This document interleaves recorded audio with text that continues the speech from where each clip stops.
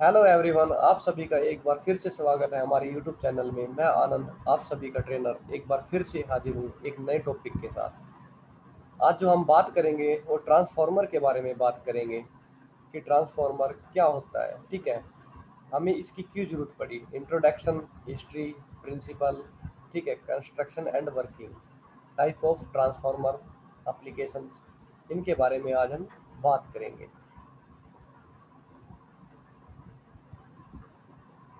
अब देखो, हमने ट्रांसफार्मर की किस लिए आवश्यकता पड़ी। देखो, हमारे घर के अंदर हम जितने भी इलेक्ट्रिकल आइटम का जो यूज करते हैं, उनको चलाने के लिए एक स्पेसिफिक वोल्टेज की जरूरत होती है। तो उसके अंदर हम जैसे स्टेप डाउन ट्रांसफार्मर का यूज करते हैं। ठीक है, वो हाई वोल्टेज को लो वोल्टेज में कन्वर्ट करता है। और क्या, ट्रांसमिशन ऑफ इलेक्ट्रिसिटी करने के लिए भी हमें ट्रांसफार्मर की जरूरत पड़ी।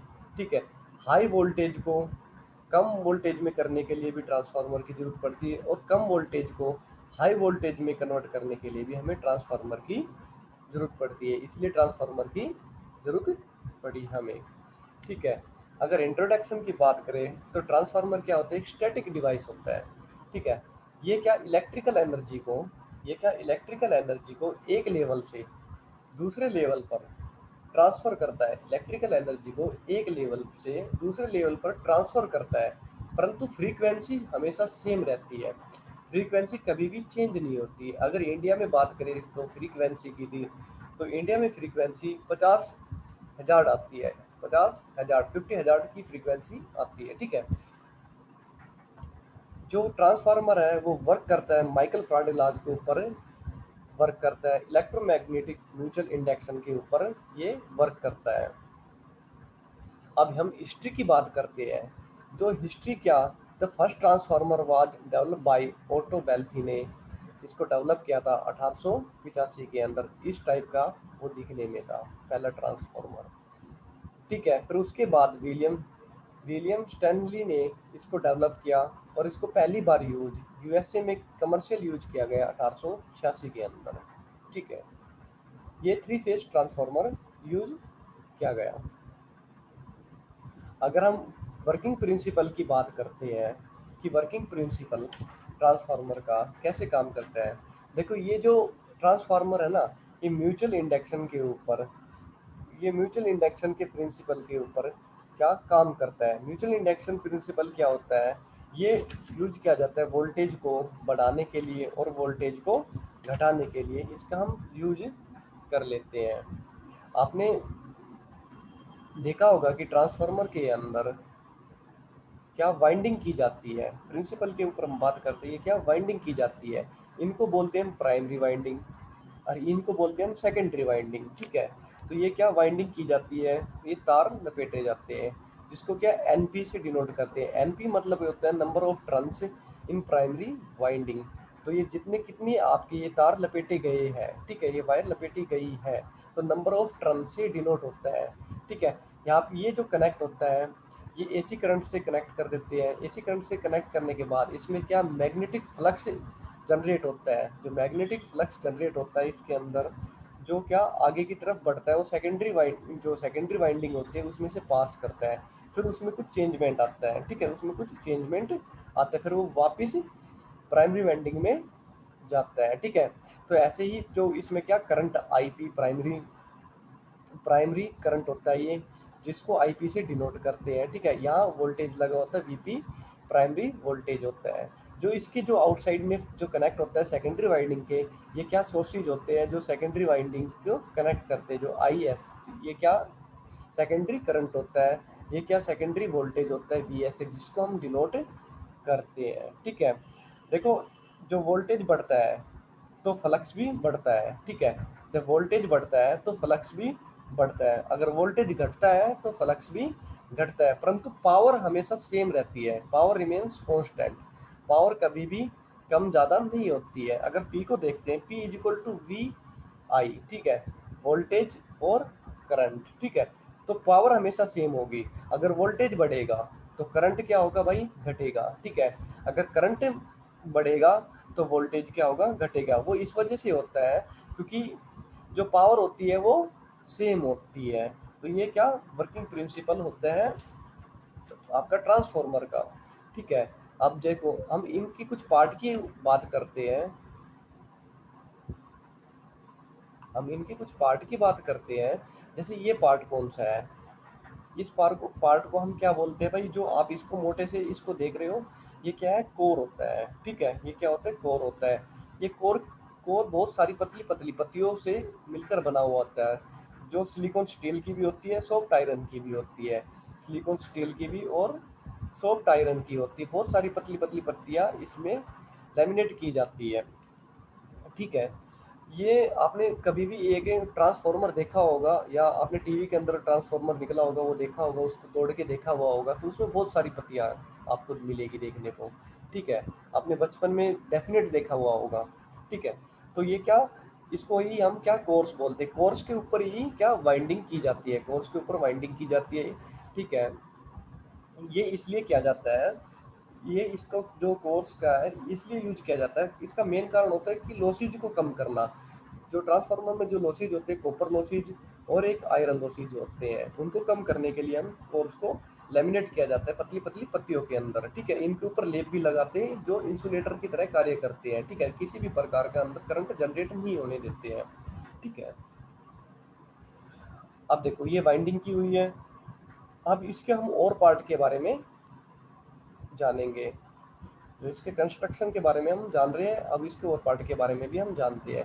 आप सभी इमेज में देख पा रहे हो, ये आपने ट्रांसफॉर्मर बाहर से देखने में ऐसा होता है, नहीं, बाहर से देखने में ट्रांसफॉर्मर ऐसा होता है। अब जो आपने कोर और जो बाइंडिंग की हुई है, ठीक है, कोर के ऊपर जो बाइंडिंग की हुई है उसको हम इस टैंक के अंदर डाल देते हैं, इस टैंक के अंदर डाल देते हैं। जो उसके कोर और जो बाइंडिंग की जाती है उसके ऊपर हम क्या टर्मिनल्स और बुशिंग लगाते हैं, टर्मिनल और बुशिंग लगाते हैं, जो इससे कनेक्ट होते हैं, ये आउटपुट रिसोर्सेज, इनपुट और आउटपुट रिसोर्सेज से कनेक्ट होते हैं। ठीक है भाई, इनसे कनेक्ट होते हैं, ये क्या है, आपके इनपुट और आउटपुट कनेक्शन होते हैं, इनसे ये वो कनेक्ट होते हैं। ठीक है, टर्मिनल्स और बुशिंग कनेक्ट होते हैं।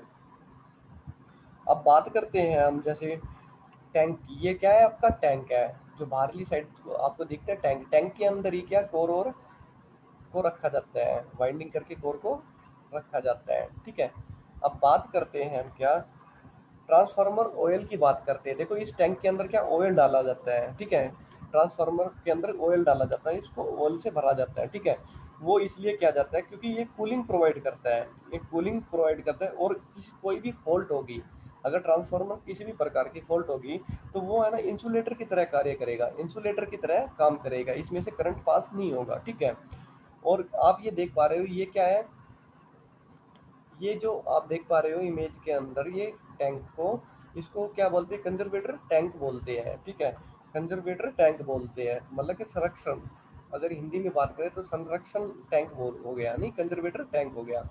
ये इसलिए यूज किया जाता है कंजर्वेटर टैंक के, जब टंकी के ऊपर जो आपके जो ट्रांसफार्मर है इसके ऊपर अगर लोड ज़्यादा होगा, ठीक है, ट्रांसफार्मर के ऊपर जब लोड ज़्यादा होगा तो क्या है कि ऑयल गर्म हो जाएगा, ऑयल क्या हीट हो जाएगा, गर्म हो जाएगा। जब ऑयल हीट होगा तो वो क्या अपना अपना वॉल्यूम इंक्रीज करने लगेगा, तो गर्म होने के बाद वो क्या अपना लेवल बढ़ाने लगता है। ठीक है, तो अपना लेवल बढ़ाएगा तो वो ऊपर की तरफ उठेगा, तो जो कंजर्वेटर टैंक से उसके कनेक्ट किया जाता है। और कंजर्वेटर टैंक के अंदर भी ऑयल होता है, परंतु वो आधा भरा हुआ होता है, हाफ फिल किया जाता है, वो फुली भरा नहीं हुआ होता है, आधा भरा जाता है, ताकि वो अपना लेवल ऊपर उठाए। तो जो कंजर्वेटर टैंक में ऑयल है उसके साथ थोड़ा मिक्स होकर थोड़ा ठंडा रहे और ऊपर की तरफ उठ जाए। ठीक है, अब देखो इसके अंदर और भी क्या रिले लगाई हुई होती है, रिले यहाँ पे जो आप देखते हैं कि यहाँ पे एक रिले लगी हुई होती है, यहाँ पे एक रिले लगी हुई होती है। ठीक है, जिसको बुचोल रिले बोलते हैं। ठीक है, ये जब टैंक में जो जब ट्रांसफार्मर के अंदर जब ऑयल क्या ऑयल गर्म होता है और अपना लेवल जल्दी जल्दी अपना ऊपर इंक्रीज करता है, तो ये रिले क्या किसी स्विच से कनेक्ट होती है, अलार्म से कनेक्ट होती है। ठीक है, जो अलार्म को बजा देती है। ठीक है, या आपका जो आउटपुट या इनपुट है उनको कट कर देती है। ठीक है, वो उनको कट कर देती है, उसको ऑफ कर देती है ट्रांसफार्मर को कम्प्लीटली।